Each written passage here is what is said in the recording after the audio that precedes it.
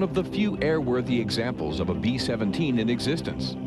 Each year, the aircraft tours the United States, and as our Pete Conrad found out, it takes a lot of people, from mechanics to pilots, to keep the airplane running smoothly. What all did you have to restore to bring back more to its World War II configuration?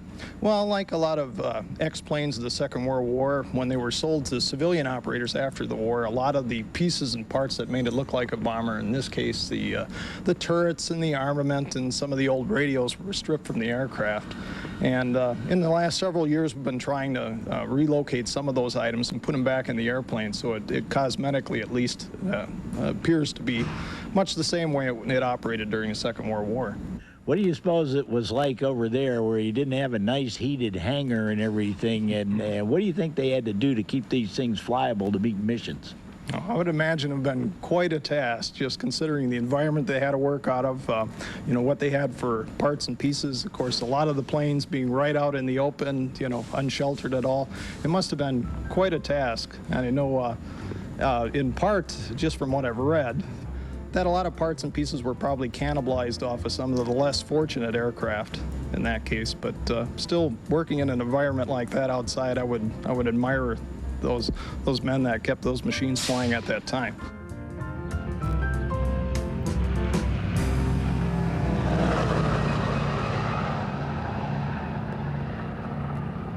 I'm with George Dobner, and George is one of the command pilots on this B-17. I'm sure you got lots of stories, George, about people that show up that never even knew what a B-17 was, the people that flew them in World War II. The stories are just unbelievable, and it brings a tear to your eye. You really start to realize that you're part of something more than just flying a historic airplane. You're part of what this country was all about back in the 40s, and people left and went to war to save, you know, for our flag and freedom. And now we are here today in 1996 and 97 flying this airplane and taking it out and showing people the plane again. So there's a lot of emotion involved, and it's a real privilege for all of us. There's 16 of us that fly the airplane, and not one of us would give up the opportunity. We just really love it. This is an old-fashioned airplane, and it's got torque, and yes, it's got adverse yaw. When you roll into the turn, you gotta be able to fly it with your feet. It is a rudder airplane and an aileron airplane. You know, when you're making the takeoff in this plane and you apply that power, it's just, you've got 4,800 horsepower sitting in that hand of yours, and you initially you're putting in controls. You've seen the size. You obviously have seen the size of our vertical stabilizer, and if that airplane starts changing direction a little bit on you, it tends to want to stay changed. And if it starts heading off the runway, you're in trouble. So with this airplane, you jump on it and you stay on it, and you don't let it deviate off the center line. So as you start in your takeoff roll and putting that power in, you're sitting there kind of fighting the plane a little bit to keep it tracking, get airflow across your control surfaces. Once you get that 40 miles an hour, things start lightening up, and it becomes an airplane. It makes that transition from a ground machine, which it's not real good at being, to an airplane, which it's great at being.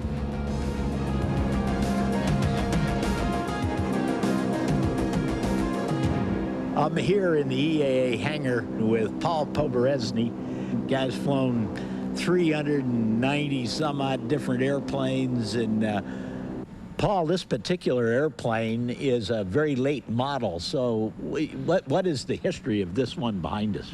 Well, this particular airplane was built by Lockheed under contract. It's a G model, the latest model of the B-17 that was built. The airplane was sold surplus after the war. In fact, you could buy a B-17 right after World War II full of fuel for around $2,000 to $3,000, and many of the people bought airplanes, sold the fuel, and got the airplane free. This airplane ended up in the East Coast, North and South Carolina, through Georgia, doing fire ant control and dropping the poison pellets to control the fire ant population. After the group got out of this business, a group of EAA members who love warbird airplanes purchased it, and as a result, they decided, along with Bill Harrison, one of the sponsors, to donate the airplane to the EAA Air Museum here in Oshkosh. Why don't we go out and take this thing up and see what it'll do, because I'm really looking forward to this. I think you'll enjoy it, and This is something I've looked forward to doing all my life. Well, let's go fly. let's do it.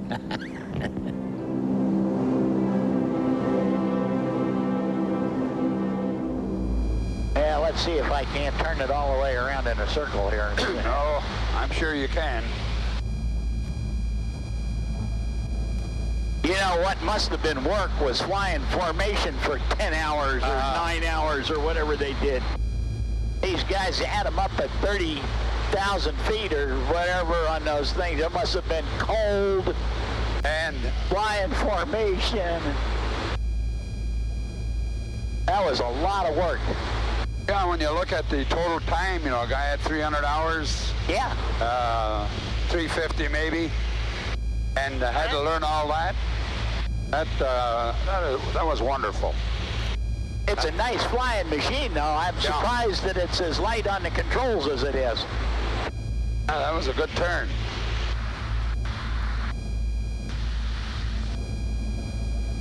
Good coordinated one with the rudder. It's have to lay on a little bit, but now you hit it right on the button. What I wanted to see if I could do. Did well.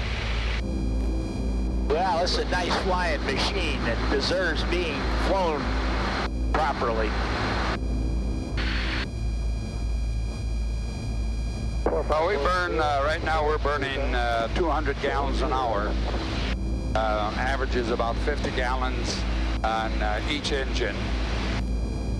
I have to say, this is my first time in a B-17, and obviously from the time I was a little boy, that's all I ever heard. I was 11 at the start of World War II, and I was 15 when it was over, and this is my first chance to fly a B-17, and this is super.